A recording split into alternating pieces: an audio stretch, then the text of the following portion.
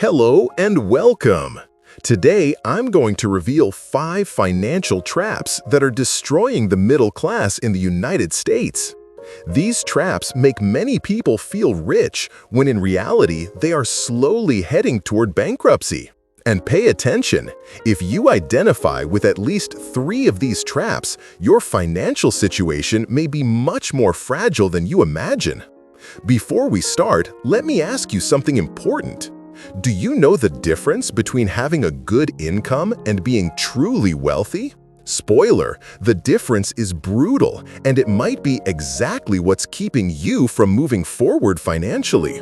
So, hit that subscribe button, drop a like, and let's dive straight into the truths almost nobody dares to say out loud. Who is the middle class in the United States? According to the Pew Research Center, the American middle class is made up of families earning between $52,000 and $100,000. Credit is not money. Credit is future debt disguised as a gift. Plenty of people earning $150,000 a year went broke. Why? Because they confused credit card limit with actual financial capacity.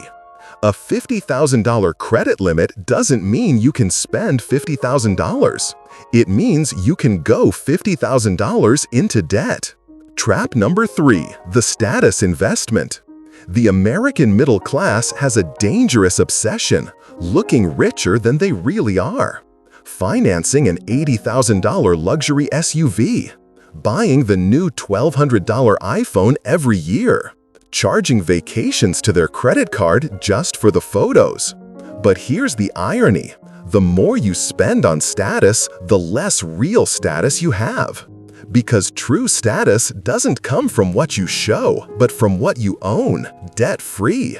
The man driving a used, paid-off car with $500,000 invested is far richer than the neighbor with a financed BMW and $300,000 in credit card debt.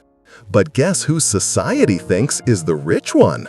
Trap number 4, outsourcing your own life.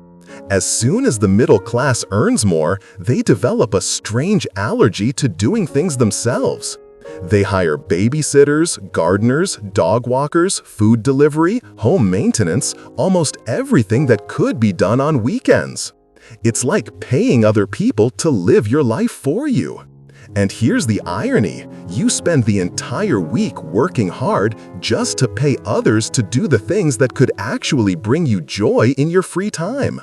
You don't even walk your own dog because you're too busy paying someone else to do it. In the end, you become a hamster on a wheel. No time, no freedom, and no real wealth. Trap number 5, confusing assets with liabilities. This one is classic. The middle class loves to say, I bought a house as an investment. But it's a house that sits empty most of the year, racks up property taxes, maintenance costs.